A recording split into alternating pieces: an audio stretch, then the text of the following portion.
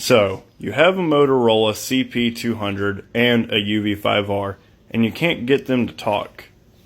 Well, let me tell you a couple things you can do to make these things talk to each other.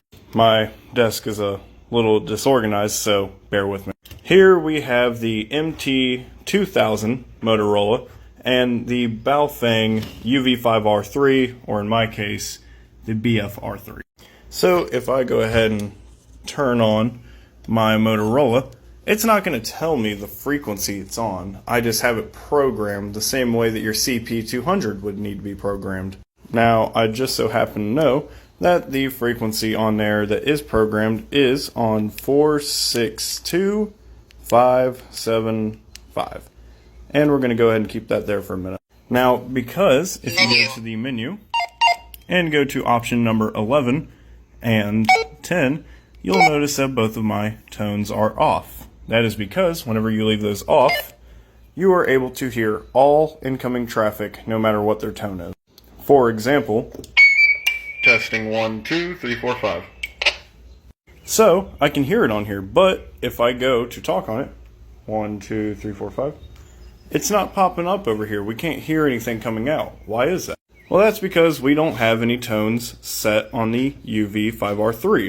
So, you find the tone that they're talking on, and then you actually go and plug the tone in.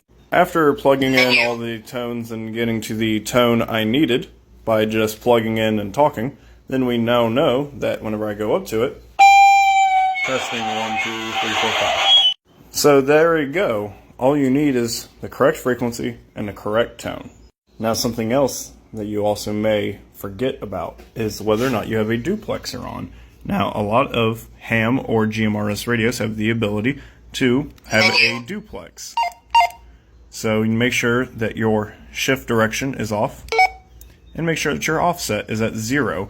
That way, whenever you transmit, it doesn't go up or down in frequency to access a repeater. And the same thing goes with the Motorola CP200, MT2000, whatever it is, but you actually have to do that all in the programming software. You can't just type it in like you can with a Baofeng. And after that, you can now talk to and from each other. 1, 2, 3, 4, 5.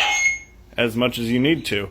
Now remember, almost all VHF and UHF communications are line of sight, as it is with any other radio frequency, so keep that in mind, that unless propagation takes place, you will only have line of sight communications. In other words, don't go too far or you won't hear each other.